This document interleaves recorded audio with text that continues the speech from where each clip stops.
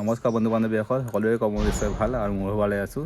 তো আজি আমি আলোচনা কৰিম যে আসাম ফৰেষ্ট ডিপাৰ্টমেণ্টৰ এটা পষ্ট, যোনটো post Assam forest protection force বুলি কয়, যোনটো চমুকৈ আমি AFF বুলি কওঁ।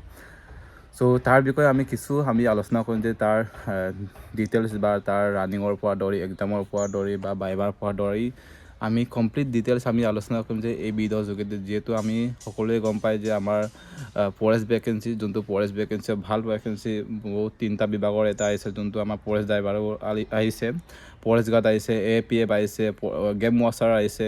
গোটেইখিনি পষ্টত মিলাই হয়তো আপোনালোকৰ 1000+ মান এইটো পষ্ট আহিছে অকল ফৰেষ্টৰে, আপোনালোকে নিশ্চয় গম পাইছে।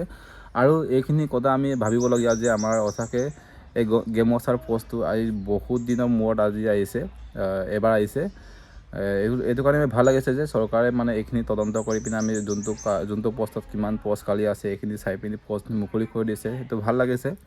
যোনটো ল'ৰা ছোৱালীসকলে আমি প্ৰত্যেকবাৰে হয়তো আমি কিবা কৰিব, আমি নিজৰ যোগ্যতাৰ ওপৰত যিহেতু সকলোৱে চেষ্টা কৰি আছে, নিজৰ শাৰীৰিক কষ্ট কৰি বা ফিল্ডত দৌৰি আমি সদায় নিজৰ জীৱনৰ কাৰণে এটা যোনটো বিচাৰি আছে। তো এইটো কাৰণে মই ভাবোঁ নাই আপোনালোকৰ এইখিনি কথা হয়তো মনত ৰখাটো দৰকাৰ হয়, কাৰণ অহা কাইলৈ হয়তো আপোনালোকৰ দিন আহিব যে আমি নিজৰ জীৱনৰ কাৰণে কিবা এটা কাম কৰিব লাগিব, কিবা এটা নহ'লে চাকৰি নাপালে জীৱনত অকল চাকৰিটো নহয়, আৰু জীৱনত বেলেগ এটা কামতো আমি ব্যস্ত যাব লাগিব, হয় নহয়? সেইটো কাৰণে আমি চব ফালে যাব লাগিব। তো আমি আজি আমি আলোচনা কৰিম যে আসাম ফৰেষ্টৰ যোনটো APF বুলি কয় তাৰ বিষয়ে আমি আলোচনা কৰিম যে যোনটো প্ৰথম আমি ক'বলৈ গ'লে আমাৰ তাতে ফিজিকেল হয়, প্ৰথম 32 মিটাৰ দৌৰিব লাগিব আপোনালোকৰ 14 মিনিটৰ ভিতৰত, যোনটো এক্সেলেণ্ট টাইম দিয়া থাকে আপোনালোকৰ 10 মিনিট।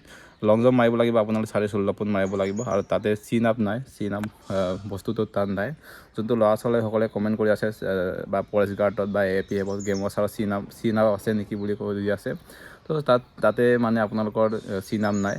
আৰু যোনটো ফৰেষ্ট গাৰ্ড, যোনটো ফৰেষ্ট গাৰ্ড বুলি কয়, এইটো 12 কোৱালিফিকেশ্যনৰ হ'ব লাগিব। যোনটো আমি এতিয়া APF বুলি যোনটো আমি আলোচনা কৰি আছোঁ, এইটো আপুনি চিম্পুল আপুনি মেট্ৰিক পাছ হ'লে আপুনি এপ্লাই কৰিব পাৰে, আৰু আপোনালোকে নিশ্চয় এপ্লাই কৰিলে মই গম পাওঁ। আৰু এইখিনি আমি জনাটো দৰকাৰ হয় যে আমাৰ যোনটো এটা পষ্টত আমি চাকৰি কৰিবলৈ হ'লে তাৰ ডিটেইলছি আমি আগতে জনাটো হয়তো দৰকাৰ, কাৰণ কিছুমান ল'ৰা ছোৱালী হয়তো চবে একে নহয় ন, কিছুমানে হয়তো খোজকাঢ়ি ভাল পায় বা কিছুমানে শুই ভাল পায় বা কিছুমানে ভাত খাই ভাল পায়, কিছুমানে হয়তো ৰুটি খাই ভাল পায়। চবে বেলেগ বেলেগ ধৰণৰ এটা ড্ৰিম বা বেলেগ বেলেগ এটা নিয়ম, হয় নহয়? এইটো কাৰণে মই ভাবোঁ নাই আপোনালোকৰ এই ভিডিঅ'টো মই কমপ্লিটলি আপোনালোকে ডিটেইলছ চাওক, কাৰণ এই কমপ্লিট ডিটেইলছ মই বুজাবলৈ চেষ্টা কৰিম যে আপোনালোকৰ কমপ্লিট গোটেই যোনটো প্ৰমোশ্যন বা কেনেকুৱা হয়, আপোনালোকৰ ৰানিং হ'ব 32 মিটাৰ 14 মিনিট টাইম দিয়া হ'ব, আৰু আপোনালোকৰ লং জাম্প হ'ব 16.5 ফুট। তাৰ নেক্সট আপোনালোকৰ মেডিকেল চেকআপ হ'ব, মেডিকেল চেকআপ হোৱাৰ পিছত আপোনালোকৰ ডকুমেণ্টছ ভেৰিফিকেশ্যন হ'ব, যোনটোত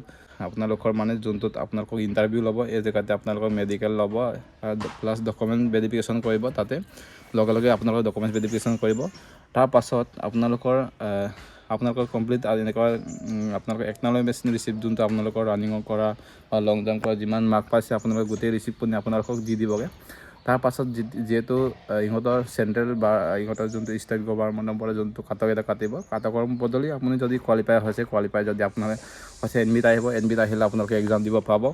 এক্সামত আপুনি যদি কোৱালিফাই হয়, বাইবাৰ হ'ব, বাইবাৰ হোৱাৰ পাছত লাষ্ট মেৰিট লিষ্ট আহিব, যোনটো আপোনালোকে ফাইনেল মেৰিট লিষ্ট, যোনটো আপোনালোকে চিলেক্ট হৈছেনে নাই বা চাকৰি হ'বনে নাই, তাতে আপোনালোকে লাষ্ট যোনটো মেৰিট লিষ্টত আপোনালোকে গম পাব। আৰু এক্সামত যোনকোনো মই ইয়াৰ নেক্সট ভিডিঅ'ত বনাম যে এক্সামৰ কাৰণে কি পঢ়িব লাগে, কি ছাবজেক্ট পঢ়িব লাগে, গোটেইখিনি মই এই ভিডিঅ'ৰ যোগেদি আপোনালোকে যদি চেনেলটো ছাবস্ক্ৰাইব কৰি ল'ব, কাৰণ মই এনেকুৱা ধৰণৰ বহুত আপোনালোকৰ আপডেট দিবলৈ চেষ্টা কৰি আছোঁ। তো এইখিনিয়ে আছিলে আপোনালোকৰ যদি